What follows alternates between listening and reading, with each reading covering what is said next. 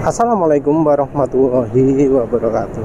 Jadi nulis kali ini ingin menekankan pentingnya fungsi aditif pada oli, tapi dalam hal yang sama juga jangan terlalu mendewakan efek dari aditif aftermarket.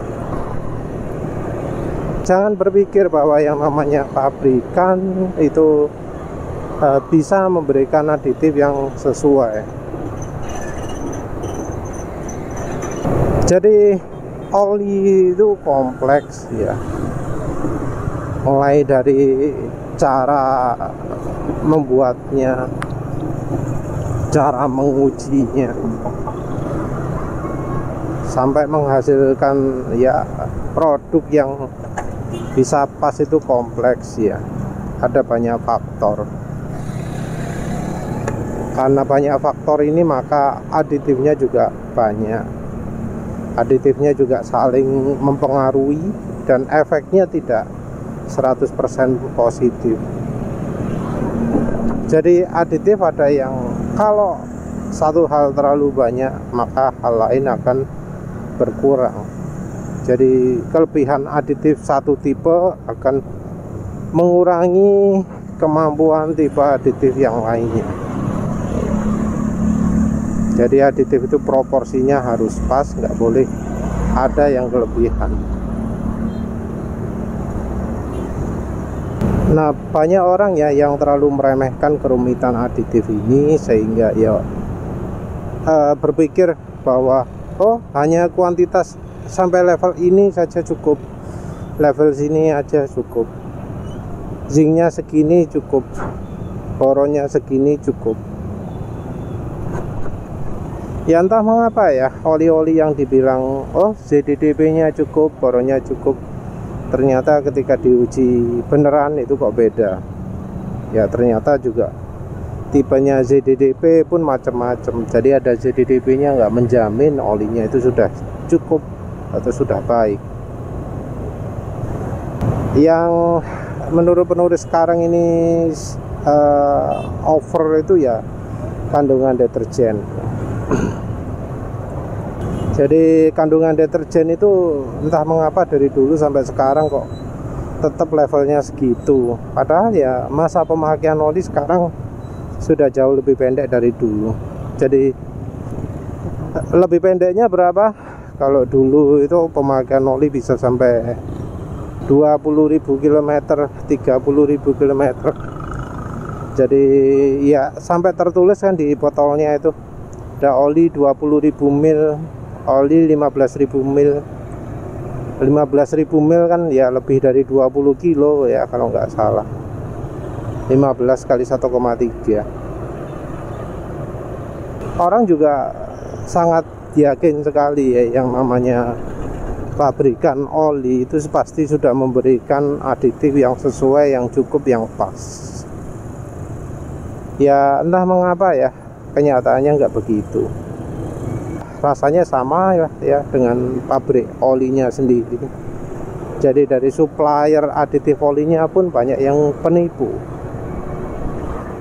Jadi suppliernya mengklaim ini aditifnya bisa membuat olinya jadi lulus standar API, sudah sesuai untuk pemakaian di motor, sudah sesuai untuk pemakaian di mobil diesel dan seterusnya ya. Padahal bisa jadi nggak begitu. Ya kalau dari pabrikan olinya bisa bohong ke konsumen atau pemilik kendaraan, hal yang sama juga bisa berlaku dari supplier bahan dasar olinya ke pabrik olinya. Yang jadi masalah juga adalah karena untuk menguji oli itu nggak mudah. Jadi untuk menguji oli itu kan nggak bisa ya hanya satu faktor saja.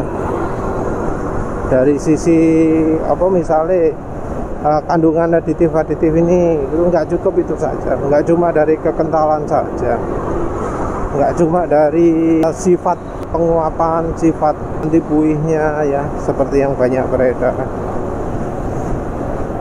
Kalau kita lihat di standar API ada banyak, misalnya deposit, ada daya tahan, kekentalan, shear stability ya, ada kompatibilitas terhadap seal, ada uji fuel economy index. Nah, itu juga harus diperhatikan. Tapi masalahnya di Indonesia rasanya nggak tersedia hal itu, atau karena ujinya terlalu mahal, jadi nggak ada yang melakukan itu. Jadi baik dari konsumennya maupun dari pabrik olinya ya banyak kasus tipu menipunya. Konsumen sendiri ya merasa yakin sekali dari pabrikan sudah memberikan aditif yang bagus, tapi di satu faktor yang sama, konsumen juga merasa bahwa memberikan aditif aftermarket itu akan memberikan nilai tambah. Jadi di satu sisi merasa pabrikan oli pasti sudah memberikan aditif-aditif yang cukup. Di sisi lain, konsumen merasa membeli aditif aftermarket itu pasti memberi nilai plus ya, karena dianggap pabrik olinya itu terlalu bodoh untuk bisa memberikan aditif yang sama dengan aditif aftermarket. Jadi di satu sisi konsumen menganggap pabrikan itu super pintar, nggak mungkin bodoh dalam memberikan aditif untuk olinya. Di sisi lain, konsumen juga merasa yang jual aditif oli itu super pintar dan dari pabrikannya itu bodoh. Tapi ya memang dualisme seperti itu ada sih. Jadi ya contohnya aja lah, kalau dari sisi pemakaian minyak goreng sebagai aditif oli mesin, itu pasti ngomongnya dari pabrikan itu sudah pinter merancang oli itu sudah pas. Ada nggak ngomong soal aditif, tapi ngomong mineral ya. Oli mineral itu sudah bagus, sudah hebat, tanpa menyebut soal aditif. Jadi dianggap oli itu nggak ada aditif yang penting gitu loh. Ada yang berpendapat seperti itu, jadi dianggap oli mesin itu pakai bahan mineral karena bahan mineral itu mengandung ini, padahal yang dia sebutkan itu sebenarnya merupakan aditif ya. Ya sebenarnya yang menyebabkan hal itu adalah karena orang tidak menyelami apa keunggulan dan kelemahan dari masing-masing aditif ya, dan ya tidak didukung dengan percobaan. Kalau percobaan pasti ngomongnya uji lab. Nah, masalahnya uji lab di Indonesia yang bisa menguji sifat oli itu ada apa enggak? Itu enggak dipikirkan. Dipikir kalau sudah uji lab itu pasti bisa mengetahui sifatnya oli ya, padahal ya enggak. Laung dari API saja untuk menguji oli ada banyak kok yang harus diuji. Ini kok ngenteng 150.000 cukup, 250.000 cukup, 1 juta cukup, padahal yoga.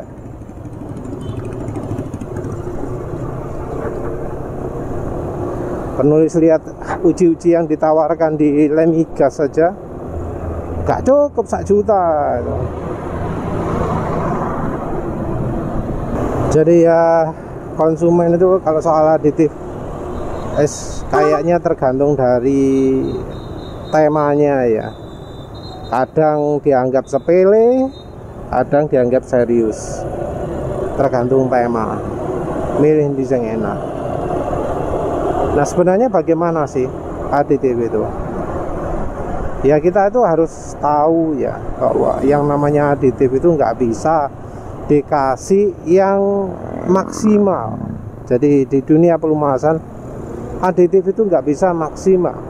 Memberikan aditif satu harus memperhatikan efek negatifnya, karena bisa mengurangi kemampuan aditif yang lain atau sifat oli yang lain. Kalau sekarang ya yang banyak menghambat kemampuan oli itu adalah dari sisi polusi, dari sisi ramah lingkungan ya. Ramah lingkungan ini tentu dalam tanda kutip, karena ya sebenarnya oli itu nggak bisa 100% ramah lingkungan karena ada racun yang namanya apa PPOPO lah, wis.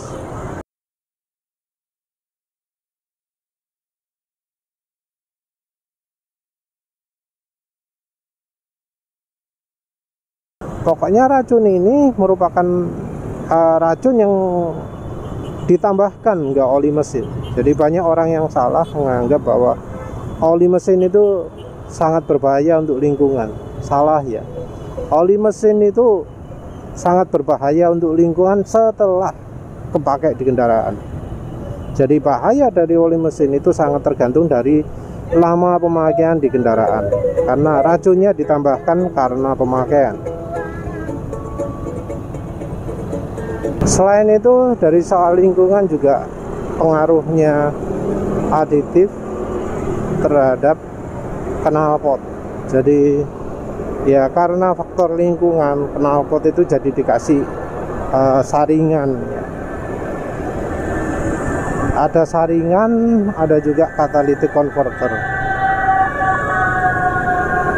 Fungsi saringan adalah untuk mengurangi partikel-partikel dari solar ya, mestinya ya, terutama untuk mengurangi partikel-partikel yang dilepas oleh knalpot. Sementara itu yang catalytic converter adalah membuat pembakaran lebih sempurna sehingga gas reaktifnya jadi berkurang.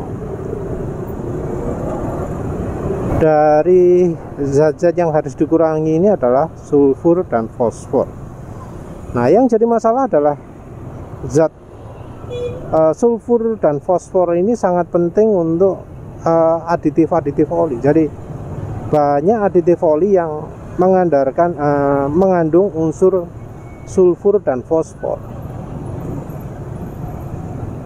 Jadi yang namanya sulfur dan fosfor adalah bagian dari aditif, terutama untuk mengurangi anti-aus ya, untuk mengurangi keausan. Jadi karena oli harus memenuhi standar tersebut, memenuhi limitasi tersebut, jadinya daya perlindungan oli itu jadi berkurang. Dan ini daya perlindungan langsung karena hubungannya dengan zat anti-aus. Ini ya yang harus diperhatikan ya. Jadi kalau dibilang dari pabrikan memberikan oli yang paling maksimal untuk mesin itu salah. Karena ya nggak bisa dibuat maksimal, harus dikurangi demi untuk ya alasan ramah lingkungan. Jadi perlindungannya justru dikurangi.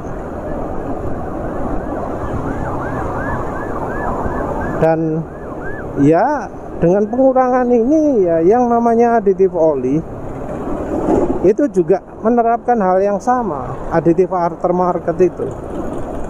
Jadi aditif aftermarket itu tetap kena limitasi yang sama. Jadi ada yang menyebutkan aman untuk DPF filter,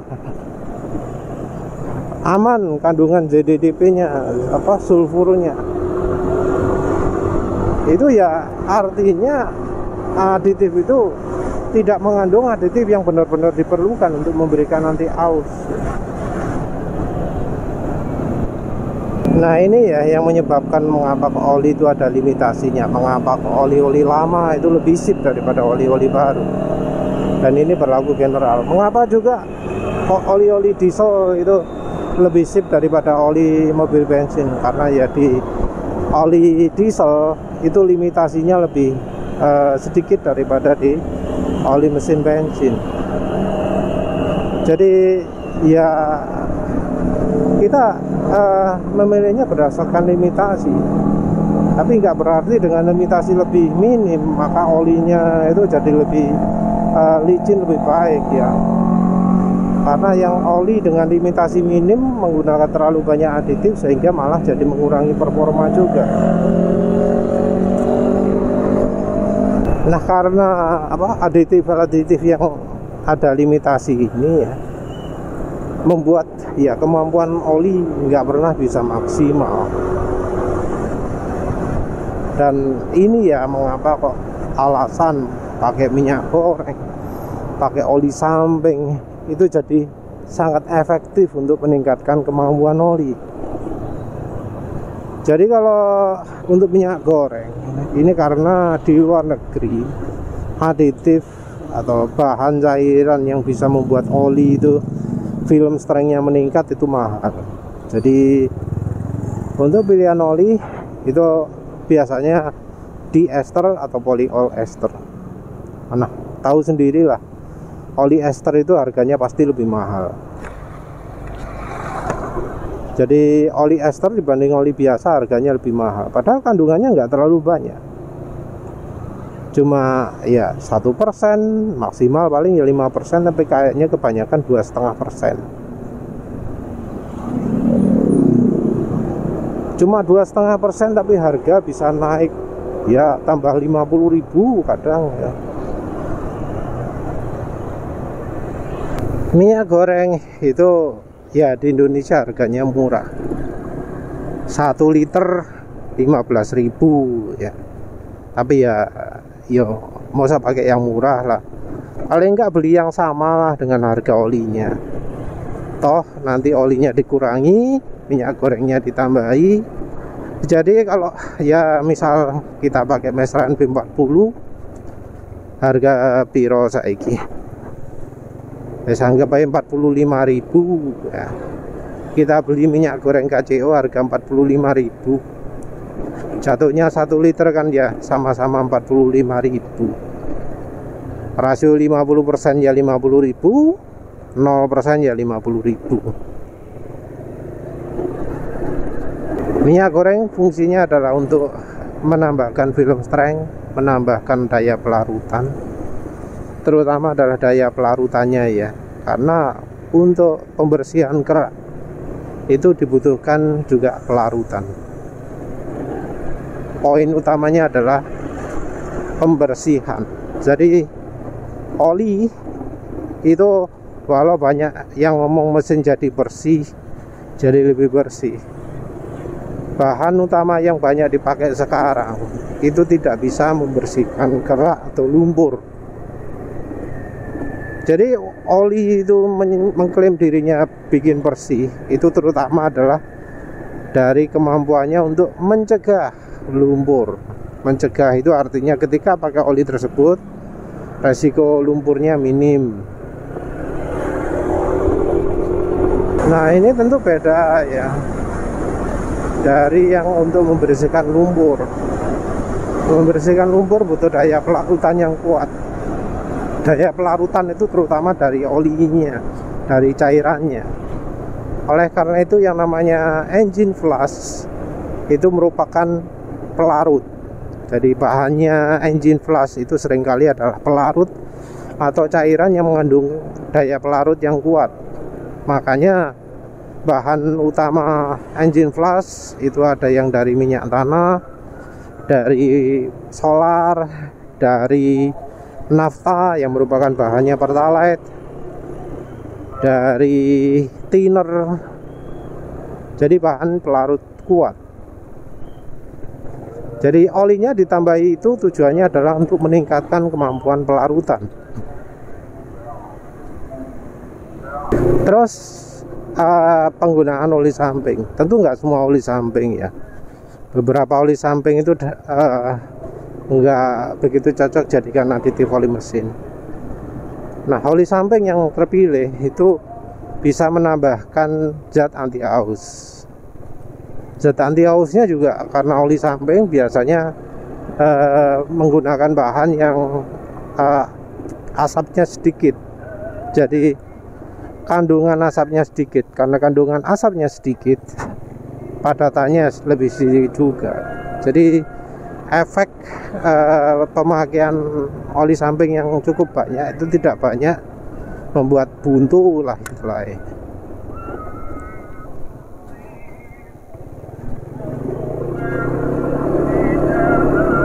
Jadi itu ya. Oke. Jadi walau memang ya oli itu aditifnya dibuat lengkap, tetap aja ada kelemahannya karena ya namanya standar itu mengurangi kemampuan oli sehingga dibuat lebih dalam tanda kutip ramah lingkungan. Ya wis itu saja. Terima kasih sudah menonton. Assalamualaikum warahmatullahi wabarakatuh.